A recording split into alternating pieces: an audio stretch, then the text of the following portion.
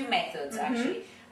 One is to just, you can bang it with, I don't know, sometimes people do it to just kind of pat it, you can do like it this. loosens the seeds. It loosens the seeds. It's like, you know, when before squeezing an orange or a lemon, if you roll it, it's kind of help detach the sides. Have you put that in the microwave for 30 seconds? These? Yes. No. That loosens it as well. Okay, I haven't tried it. Because when you're doing the same with a lemon or an orange, you put it in the microwave, it yields more juice. Okay, that's very good to know. Softens. I didn't know that. So what I do, it's a method which I haven't really seen around much, which is this. I'm going to take a bowl, I'm going to cut off the crown, which has got like little seeds, and then I actually cut it into large chunks, okay?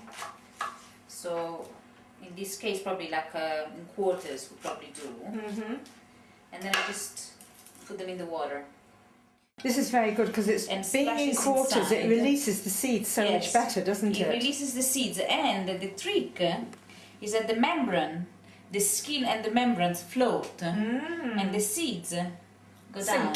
Yes. Yeah. So it's very easy then to just clean it. Thank you very much. So sometimes I find the chicken breasts, they tend to be too thick and they stay too dry in the middle, and I get so frustrated. I'm a brown kind of meat of like. Are you more of the dark skin? Yes, on the dark thing. So I like kind of legs or things like this. So, but having said that, I think the breast is a wonderful piece of and very tasty. But I like to make it thinner so that actually will absorb more juice. So the best way to do this is to take like a big chunk and to just hold it, and then not halfway through. I'm gonna divide this into like about 3 fillets. So you just cut off any extra fat, and then again we're just gonna, so you see from 2 chicken breasts we're actually gonna come out with much more meat. Absolutely. It's you know, Italian Jewish cooking, it's I call that inventive thrift. Somehow it's using parts of food that other people would throw away and using it, making a meal out of it. What I'm doing now, I'm just slightly coating it with a bit of flour. So you can do this in a bowl or in a bigger bowl, and now we're gonna just cook it. So I just kind of mix chicken with pomegranate and honey. We need very few ingredients. There's no garlic, there's no onion, there's no herbs, there's no a lot of strong flavor. It's going to be simple, essential, which is also the Italian cooking in general is simple, essential. So we have chicken breast, which we finally sliced. Being with pomegranate and honey, we have of course pomegranate, which we deseeded, and we're going to use the pomegranate juice, and we are cheating and using already ready pomegranate juice. This is a fantastic one. It's from concentrate juice, and it really has a wonderful flavor. And then of course we want the new year to be sweet, so we have honey, just pure clear honey, something simple. And we're gonna cook it. You can cook it that either in extra virgin olive oil, which always works Italian cooking, but this time actually I'm gonna use Tomor. Tomor, it doesn't matter about the brand, it's more about the fact that it's margarine, that it's dairy free. Because one of the key kosher rules is that you can't meet any dairy product with any meat. In this case, are you going to be using margarine in preference to olive oil? In this case, probably I think this is probably the only dish that I do this with. Interesting. It makes it a little bit more creamy. Yes. It's like if you're cooking it with butter, but you can't really cook with butter, and somehow actually butter I think would be a bit too heavy. Well, this it will give a bit of the kind of it's more of an unctuous taste. Yes, which I yes. think So and that combined with the flour in the chicken, it really makes it very, very soft. So what we're doing now, I'm just in a high flame.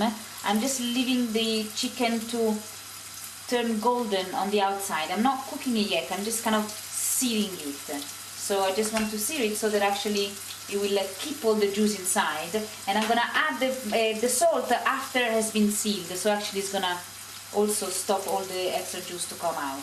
Okay. So here actually is that we did a bit of an experiment today. We had a mixture of extra virgin olive oil with the margarine. So I think it's actually gonna work very well. it's important to use salt when you cook.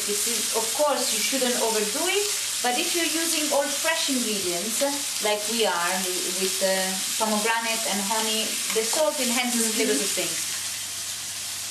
And if you want, I can give a page with the ingredients so that you can just show.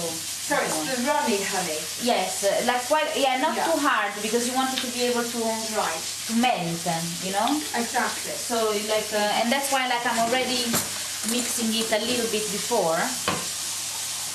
These are California pomegranates, so it's so probably that's why they're so red. Okay, and now I'm gonna put this mixture. The honey is gonna melt very quickly as soon as we put it in the frying pan. You see the honey pulling down. And now I reduce the flame because I want now the chicken to be able to kind of simmer and cook slowly with the pomegranate and the honey juice. And it's going to take maybe another 2-3 minutes, and then it's done. And the pomegranate seeds, we can add them, of course, at the end to decorate.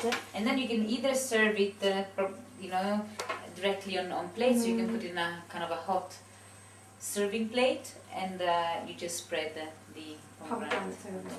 Lovely, really lovely dish.